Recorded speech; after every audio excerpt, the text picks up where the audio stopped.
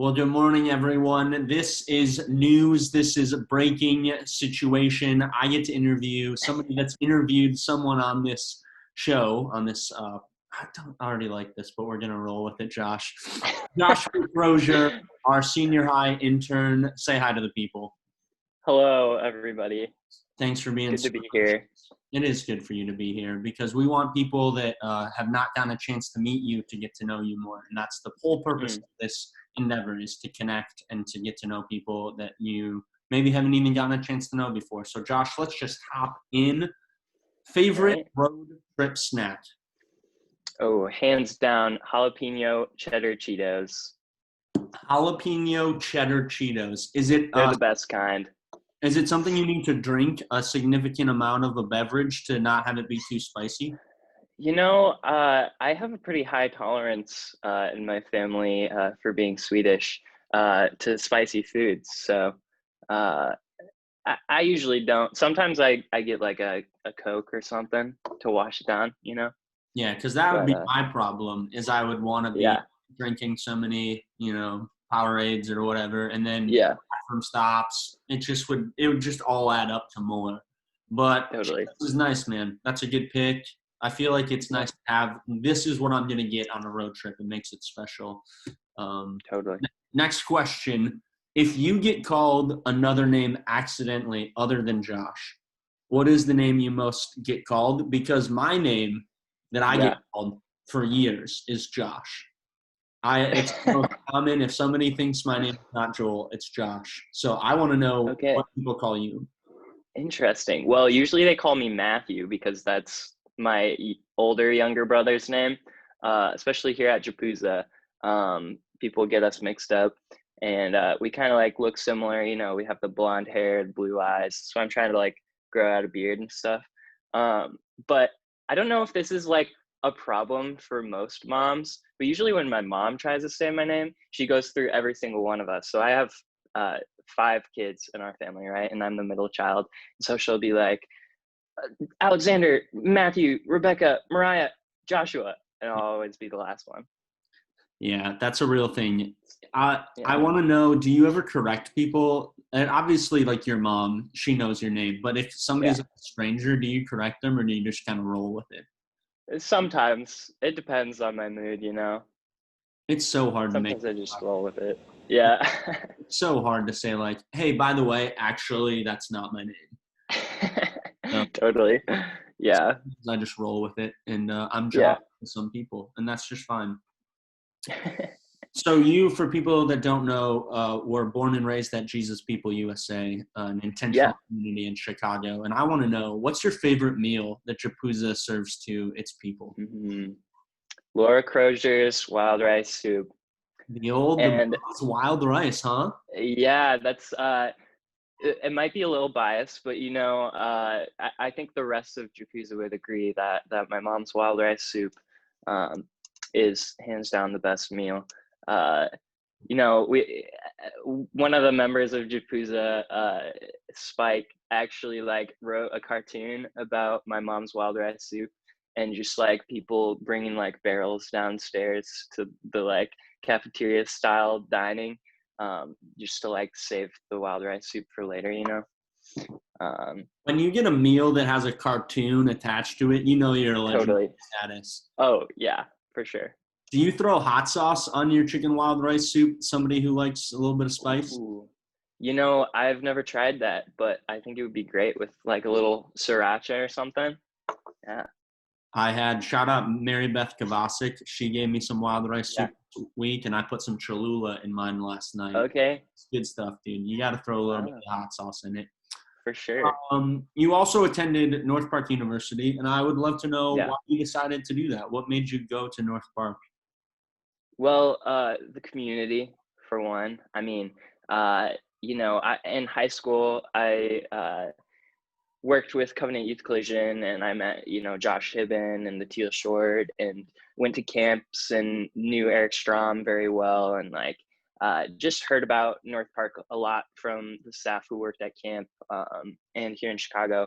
Um, and I really wasn't 100% sure on like what I wanted to study, but I knew that I I wanted a strong, Christian community and good friends that would last me a lifetime. And I knew that North Park was where I was going to get that.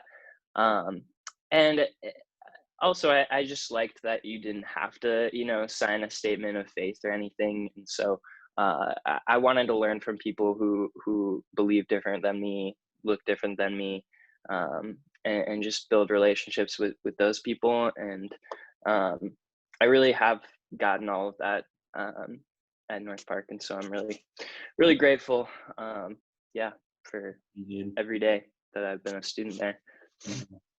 And it's the beautiful thing about the faith that can be developed at North Park is the student needs to be intentional, right? And the growth that comes from a student deciding to go to university ministries and chapel, Totally. The discipleship that kind of is created there is something that I was really blessed by, and I've seen so many people too. So we like North Park and are grateful for how they support our students that attend there. And both Josh and I will soon be North Park alumni because Josh is graduating this May. Next question. So close. Favorite camp song to sing? What's your favorite camp song? Man, I almost didn't say this one because I wanted to be unique, but I would be lying if I didn't say Pharaoh. Okay, I didn't think that's what you were gonna say when you said. Really? What was the one that you thought you were supposed to say? That I was supposed to say? Well, okay, so Pharaoh is like the obvious choice in your opinion. Is that what you're saying? Yeah. I would have said Hagerman Lake is the obvious choice. Really? Okay. Yeah, gotcha. Tell people why you like Pharaoh. I love Pharaoh. I worked at Covenant Harbor first. And Pharaoh is like their favorite song, right? It's the best song that they play. But at Covenant Harbor, there's just one worship leader with a guitar on stage, right? And they sing Pharaoh all the way through. And I'm not like bashing on Covenant Harbor or anything, but when I went to Covenant Point as a camper, I literally got chills when I heard the Pharaoh song, just because like with the full band, everybody's stomping, they add a bunch of stuff, a bunch of lyrics on top of each other, and man, it's just so fun. Yeah, it's something special. It's one of my favorite songs to drum to because the tempo and just the way you play it, just in the groove, and it's the best. Yeah, good old Pharaoh. It's a classic. Nadia Jimenez, if you're listening, we know you don't like the song, but it's the classic. Next question, and this ties into what you just said. You have worked at both Covenant Harbor and Covenant Point, and that's such a unique perspective. What's one thing that you think you learned because you worked at both? I think so. I mean, I definitely learned just my passion for camp ministry. And that really God has, blessed me with a lot of gifts to be to succeed at camp and to really flourish there. And I think that's been one thing that's been really clear to me is that like every summer I've worked at Covenant Harbor and Covenant Point, I've just felt this sense of like, wow, like God created me to do this. And I think that's been really cool, and all the relationships that I've built with campers, and caring for the little ones, and then building friendships with the high schoolers. Man, it's just so cool and so worth it. And but specifically because I've worked at Covenant Point and Covenant Harbor, I think I really do bring like a new perspective, especially for like programming and stuff, because Covenant Harbor is so big. They have 4 or 5 programs going on in the same week at the same time, and Covenant Point is a little bit smaller but more intimate, and so I think there are pros and cons to each, and it's just really cool to like be grateful for both things, and be able to go into Covenant Point, as a counselor, bringing the experience from Covenant Harbor and just noticing the differences there. And, I love what you said about it kind of showed that you love camping ministry in general, because I grew up going to one camp, and then I decided to intern at another one. And Okay. for me, it was a big part of like figuring out like, do I just love this one specific camp, or do I love camping ministry as a whole? And that's like a Yeah. question that I asked, and yeah, man, it's good stuff. So thanks for sharing all that. It's great that you have both perspectives. Favorite musician that you've listened to in 2020? Man, my favorite artist right now is King's Kaleidoscope. King's has got me through some rough spots this semester, and every time I just like listen to their album, I just like it turns me towards Christ always, and in such a cool way and in such a unique way. They're much more like experimental rock sort of. Some of their songs are more like acoustic and soft. So they're just very diverse in the way they play. But I just think they're so cool. And their new EP, I got the privilege of like watching them perform it live right when it was coming out. And they performed it at Camp Kaleidoscope, which is like where their families are all quarantining together to like write music. And just seeing like, you know who Propaganda is? I literally drove him to the airport once. If I've never, Wait, no way. 100%. That's a Okay, we'll have to talk about that. I call him Jason Petty. We're on a first name basis. That's amazing. Anyways, just seeing like Propaganda come out and rap on one of their tracks was just like so cool. Got me so hyped. Yeah. I love Kings. For those that don't know, you should look up King's Kaleidoscope. They're great. And yeah. A lot of people that might be listening to this love hymns, and they actually cover hymns, make it a little bit more of a contemporary, modern worship experience and style, but they sing the same hymns, and just it's beautiful. I love Kings as well. And they were at Chick 2018 last time we were there. It's good stuff. Next question. What time do you wake up most mornings, Josh? 7:40 a.m. usually. Yeah. I have a lot of 8 a.m.s, classes and stuff. And here at Japuza, 8 o'clock is when everybody's coffee opens up. So it's usually when I make my coffee runs in the morning for just my family who's in quarantine right now. So dude, you got to get the coffee. You got to take care of the family. And I think it's great to be up before 8. I just think your day, I try to do it every time too. I have an alarm at 8, and I just usually wake up a little bit. Then does your alarm wake you up, or is it pretty much like 7:40 you're up? Usually I wake up right before my alarm, actually. And I always have it set just in case, but I wake up at like 7:35 and then like turn off my alarm and get up. Another similarity between me and you, Josh. Except I was your age. I was definitely sleeping in much longer than that. So you're just already. Next question. Favorite outdoor winter activity? I have to go with skiing. In high school, once a year, I'd always look forward to skiing at Ski Brule at Covenant Point. And just got up to the level of like double black diamond and just felt super cool, you know, skiing through the woods on the terrain trails and going off jumps and stuff. And me and my friends would play Infection, where you have to like tag somebody on skis, and then they would become like the person who has to tag other people, and then the last person surviving like wins. It's just so fun, you know, lots of good memories skiing. Sorry, I can't hear you. Yeah. Okay. It's so weird. I cannot ski. That's where our similarities completely derail. Because I'm so tall, my center of gravity, I just don't have a good read on it. So I skied literally once in 6th grade for like a field trip, and then I was like, yo, I'm out. I'll go. Let's get down to the real stuff, Josh. Okay. Is spike ball a sport? And just take that question for what it is. Yeah. Spike ball is a sport. But so why? Yes. So it is. I'm very passionate about spike ball. I'm a spike ball ambassador. Which means basically that I represent spike ball at like North Park and stuff, and you know, I get like games together and tournaments, and I can sell kits and stuff.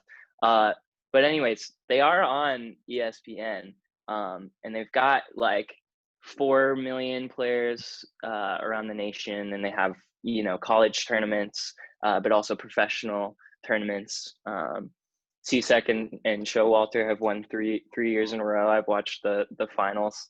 Yeah. And yeah, I mean, so it's probably about as big as like ultimate frisbee. So it's not super popular, but they are established, you know, in Europe and around the world and stuff. So it's growing. I love the game. It's a really, I miss it a lot. I haven't been able to play in quarantine at Me all. too. Um, I have a really strict definition for what a sport is, and I don't hold it Okay. to anybody else. But Yeah. I knew that you would be like, I'm gonna go to bat for spike ball as a sport, and I think Oh, yeah. there's an easy case to make for it. Yeah. But we'll leave it at that. Favorite state other than Illinois? I think California, and I just have such good memories attached to California. When I was 10, my family we like rented an RV and all drove across the country, and we went to a bunch of national parks and, you know, visited the ocean and Sequoia National Park and Redwoods and Yosemite. And man, it's just so beautiful. And also just, it's really big. And so it's got such like diverse landscape that you can kind of find anything in California if you Yeah, want. So yeah, that's that's great, what I man. would say.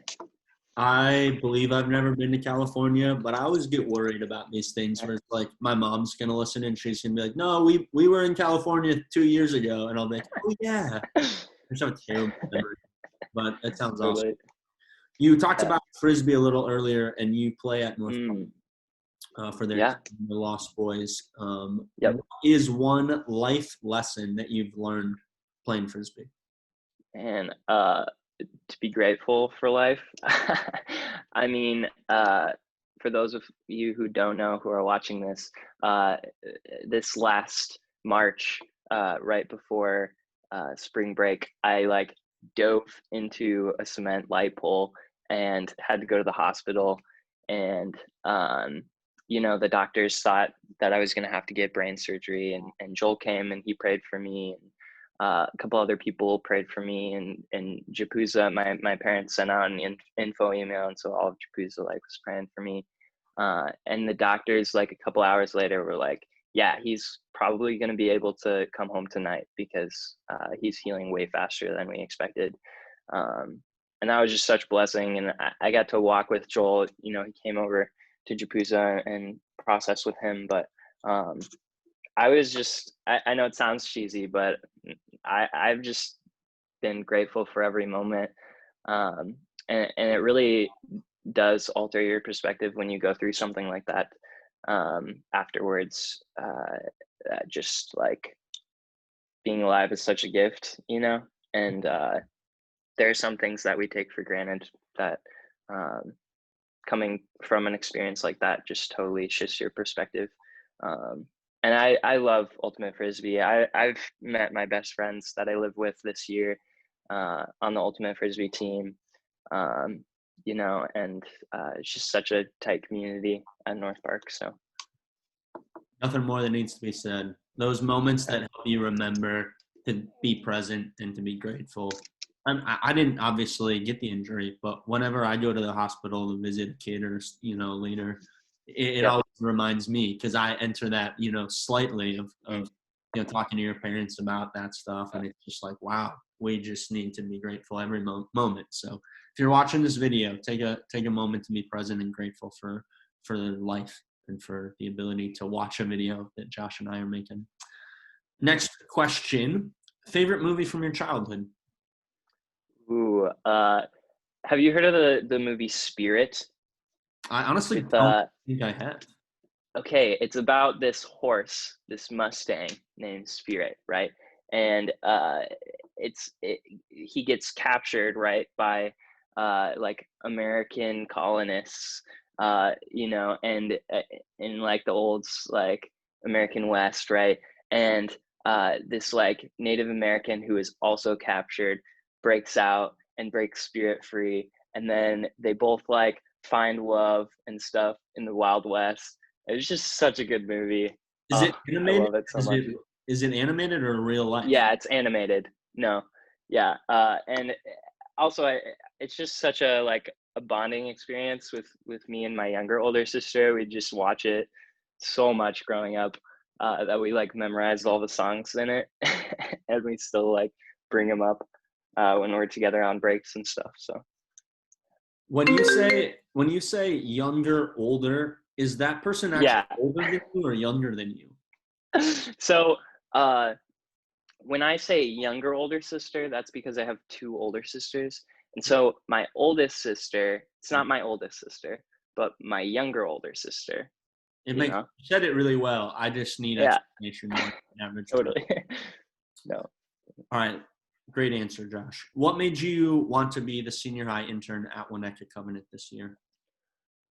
Well, for one, you, I wanted to just learn from you. And, uh, when I was honored that you reached out to me after a year of serving at Winnetka as a volunteer. And um, also just like the kids. And I volunteered with middle schoolers last year, but I knew some of the senior hires through camp and stuff. I knew Aiden and I knew Owen and Noah and a couple others, and it just seemed like uh, super cool kids that I'd love to get to know. And um, it really has been a blessing to get to know them more and get to know you more and learn from you. Um, Amen, dude. The kids at Winnetka are so incredible, and that's why we do this oh, yeah. whole video series, right? It's 20 questions so that our community and our families and students can be reminded of how precious the gift is of the community that we have. Favorite youth group game that we play? Favorite youth group game. What's that one where we had one item in the middle of the gym and then had one person hide? It's another name. You made up a name for it. Yeah, It's a lot of people call it Ghost in the Graveyard.